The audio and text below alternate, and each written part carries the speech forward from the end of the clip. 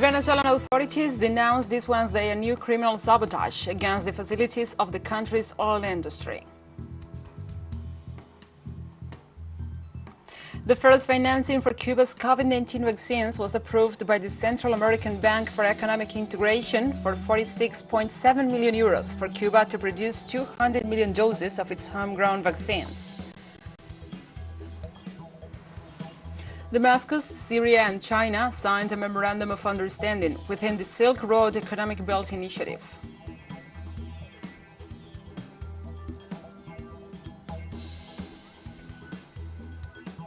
From the headquarters of TeleSUR English in Havana, Cuba, this is From the South. I'm your anchor, Gladys Quesada, and these are the news. On Wednesday, the Ali Rodriguez Araque Presidential Commission for the Defense and Restructuring of Petróleos de Venezuela, PDVSA, denounced on Wednesday a sabotage perpetrated against the facilities of the country's main industry. Through a press release, the entity informed about an explosion provoked in the eastern polyduct, located in the state of Anzoátegui, from where all the fuel is distributed to eastern Venezuela. According to the authorities, this criminal action is part of the permanent war carried out by groups belonging to the extreme right that seek to boycott the progress made by the Bolivarian government in the fuel production, distribution and commercialization system.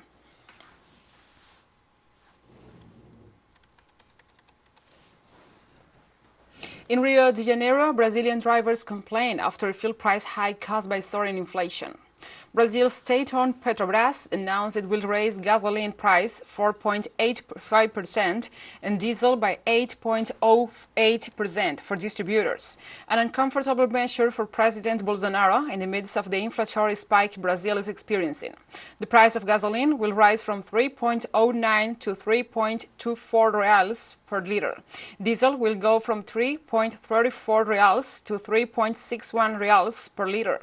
Final price paid by consumers, to which distribution, sales and tax costs might be added, it is much higher and depends on each state. Inflation is one of the main causes of deterioration of the popularity of Bolsonaro, who pursues the re-election next October.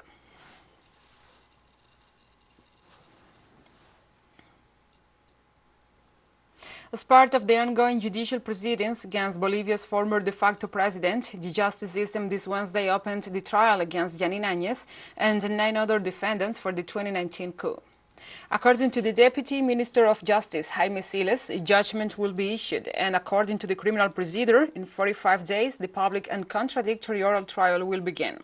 The judicial body stated that the first sentence against the former de facto president for the 2019 coup will be known by March or late April. Áñez is accused of sedition, terrorism, and conspiracy.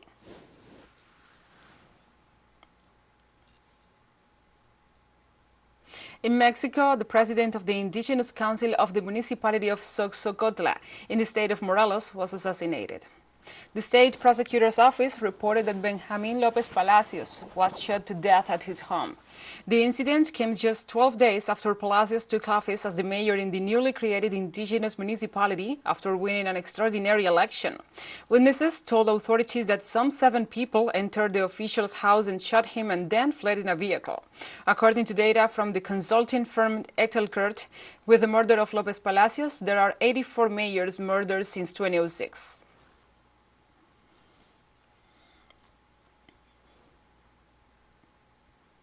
In Guatemala, security forces reinforced patrols at borders and blind spots in the event of a possible massive movement from people of Honduras.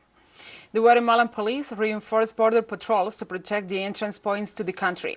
According to the Migration Institute, the protocol establishes the installation of checkpoints on main routes to verify that foreigners comply with the biosecurity measures for entering the national territory, while immigration authorities require a PCR test or negative antigen test at least 72 hours prior to the arrival, as well as a vaccination card with a complete vaccination schedule.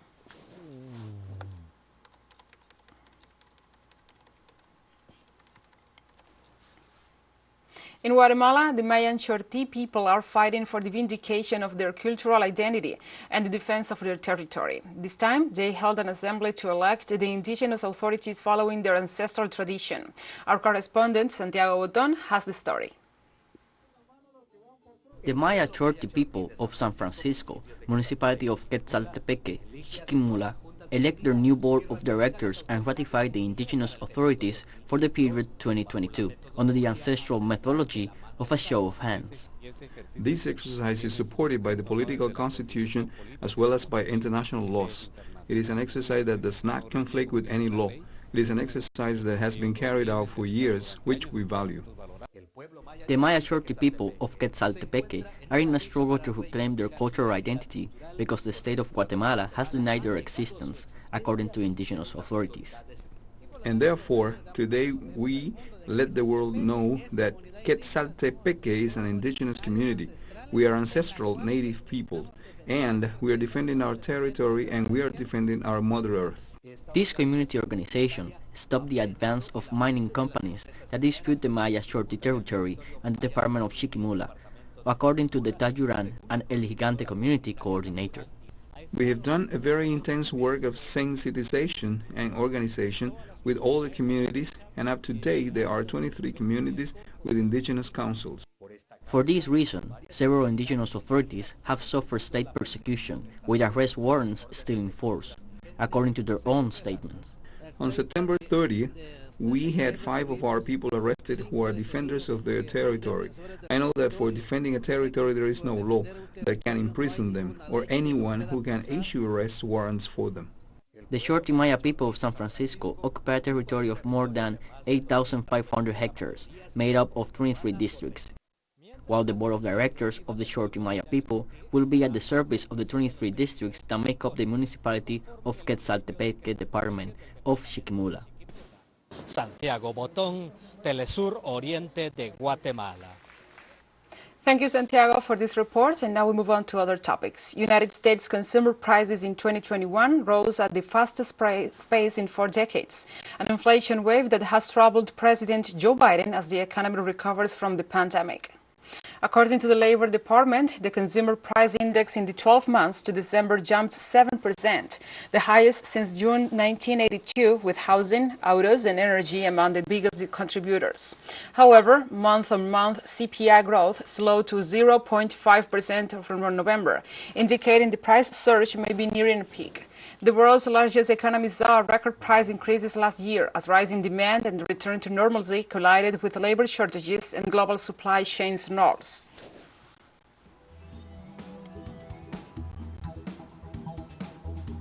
We'll be right back after this very short break, so don't go away.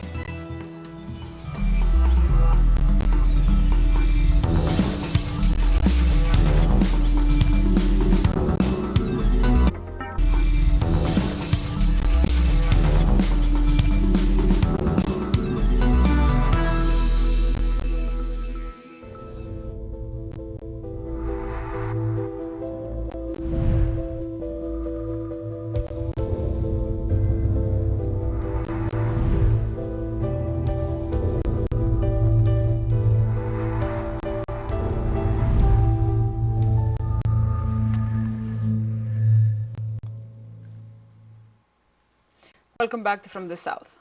On Tuesday, the first financing for Cuba's COVID-19 vaccines was approved by the Central American Bank for Economic Integration, Cabei, for 46.7 million euros for Cuba to produce 200 million doses of its homegrown vaccines.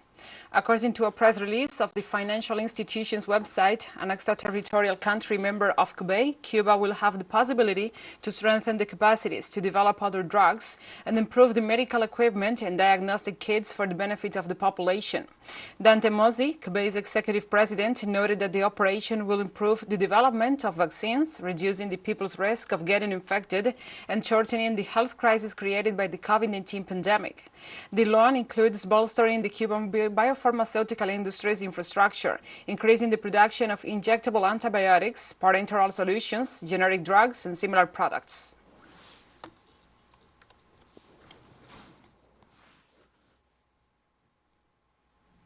Latin American nations experience new peaks of infections as the Omicron variant of coronavirus spreads across the continent.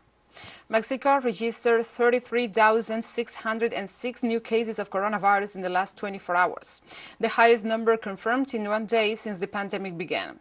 Among the most affected regions are Mexico City, Jalisco, Tabasco, and Nuevo León. In Costa Rica, more than 4,000 new infections were registered this Wednesday, the highest number since March 2020, and 21 fatalities were also reported in the first weeks of 2022. Another affected nation is Uruguay, which reached a new daily maximum with 7,182 people infected with COVID-19 this same day. In Ecuador, the incidence of infection affects especially children, while the government of Cuba declared that the Omicron variant is becoming the predominant one on the island.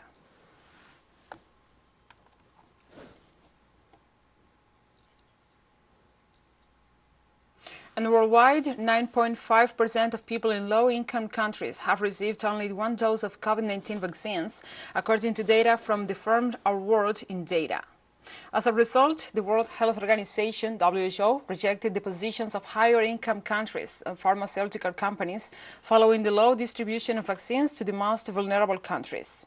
The WHO pointed out that through the COVAX mechanism, no low-income country had received sufficient doses to cover its entire population with at least one dose by the beginning of 2022.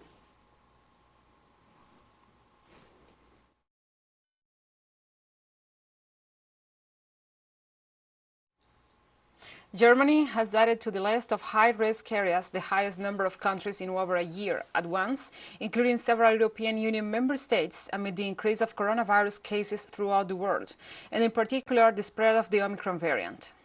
In Austria, more than 17,000 new cases of COVID-19 were confirmed in the last 24 hours, representing an increase of 47% compared to the previous day. Bulgaria reported 7,000 cases of SARS-CoV-2 with an infection rate of 700 per 100,000 inhabitants. Data by the World Health Organization show that Germany alone has reported more than 200,000 new COVID-19 cases in the last 7 days. Governments agreed on the Omicron variant is responsible for the spread and advocated to use vaccination and the application of security measures to contain it.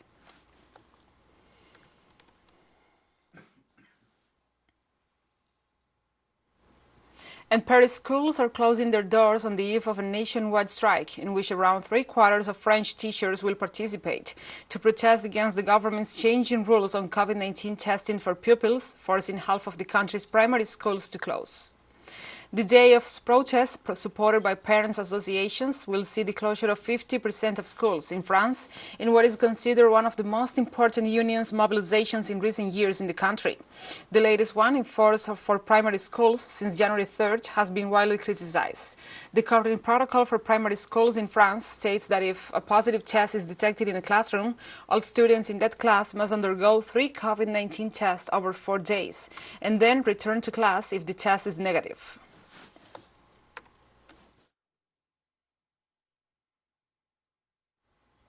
India's Ministry of Health stated Wednesday that the country is experiencing a high surge in COVID-19 cases. The country reported 185,000 new COVID-19 cases on Tuesday, and the 7-day average of cases has jumped from around 14,000 on January 1st to more than 130,000 on January 10th. According to the Ministry of Health, the surge is being driven by a rapid increase in positive cases and daily infections in states like Maharashtra, West Bengal, Delhi, Uttar Pradesh, and Tamil Nadu, spanning the north, south, east, and west of the country. To date, just over 46% of the population are now fully vaccinated, according to Johns Hopkins University data. The country has also started vaccinating children aged 15 and over, and it is administering a third vaccine dose for frontline workers and people aged over 60.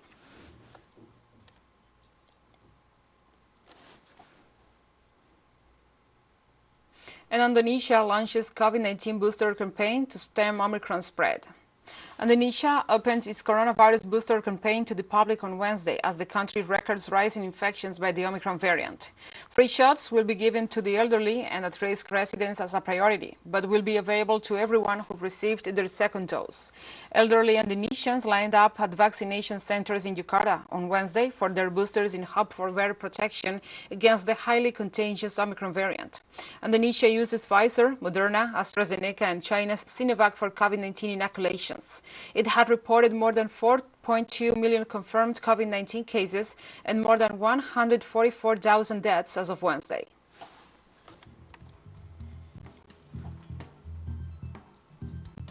And we have more stories coming up after this final short break, so stay with us.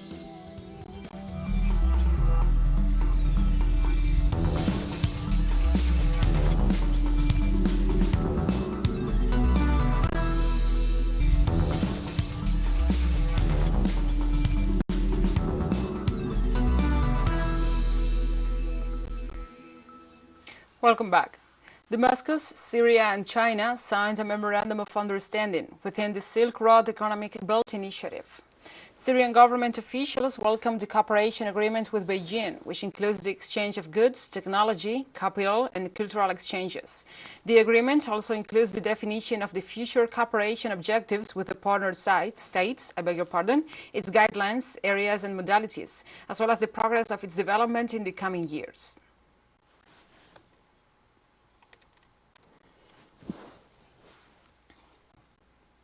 In Israel, Bedouins protest against Israeli forestation project.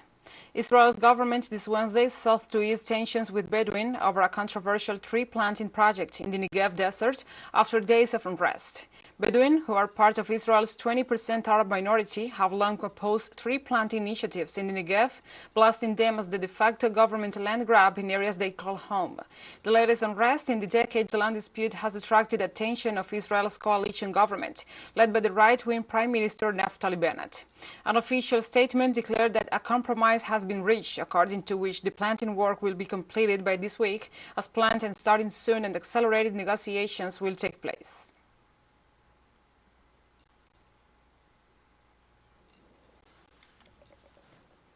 The Economic Community of West African States, ECOWAS, met in an extraordinary conference to assess the political situation in Mali. Following the meeting, sanctions ranging from border closures to the freezing of certain Malian assets were announced. These sanctions reflect the dissatisfaction of West African countries with the political situation in Mali. The determination comes after the military junta headed by Colonel Assimi Goïta announced that it will postpone elections in Mali. This is the breach of the commitment they had made to the regional bloc to hold elections before February 2022, thus ensuring a democratic transition. In addition, he unveiled several measures, among them the closure of land and air borders with other ECOWAS member countries and the blocking of all financial assets belonging to Mali held in the bloc's central bank, as well as in other banks. They also communicated that they will suspend financial aid to the country.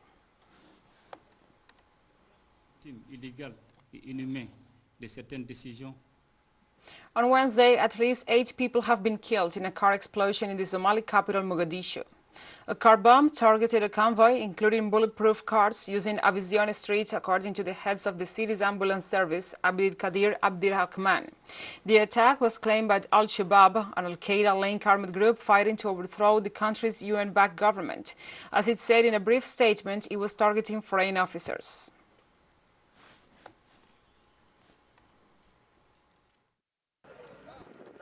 I came here running after the blast. Then I saw a burning vehicle. It's there now. I helped to get 3 dead bodies out of it. In total, I saw 8 dead bodies and 3 injuries. While we were busy helping the first person, we saw a second man burning. I saw a dead body here and another one there. One is there and another one is on that side, including a soldier. The Russia and North Atlantic Treaty Organization Council ended a meeting in Brussels that lasted 4 hours.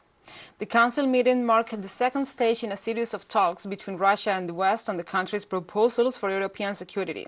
The first stage was the talks between Moscow and the United States that took place in Geneva on January 10th. And the third stage will happen as an Organization for Security and Cooperation in Europe meeting in Vienna on January 13th. The Russian delegation was led by Deputy Foreign Minister Alexander Grushko and the Deputy Defense Minister Alexander Fomin, while NATO was represented by its Secretary General Jens Stoltenberg, Deputy Secretary of State Wendy Sherman, and representatives of 30 NATO member states in Brussels.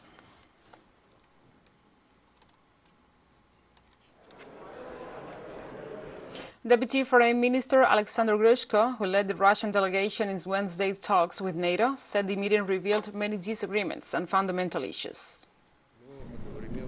At the same time, the talks reveal many disagreements on fundamental issues. One of the main issues is that NATO selectively interprets the principle of indivisibility and security. In NATO's view, it exists only for alliance's members. If NATO opts for the policy of deterring Russia, we will respond with measures of counter-deterrence. If it uses the policy of intimidation, we will respond with counter-intimidation. If it looks for vulnerabilities in the Russian defense system, we will look for NATO's vulnerabilities. It's not our choice, but we don't have other options if we don't overturn this current very dangerous course of events. Chinese State Councillor and Foreign Minister Wang Yi held talks with Turkish Foreign Minister Mevlut Cavusoglu on Wednesday in East China's Jiangsu province. During the meeting, the Chinese official vowed to work together with the Turkish side to enhance cooperation. Wang also said that China-Turkey relations have maintained a momentum of development and anti-pandemic cooperation has become a new highlight of their bilateral relations. Last year, the trade volume between China and Turkey increased significantly. Cavusoglu said that the Beijing Winter Olympics would be as successful as the Beijing Olympics. The Turkish foreign minister also said that sports should not be politicized, and athletes from Turkey are looking forward to completing and to competing in the Beijing Winter Olympics.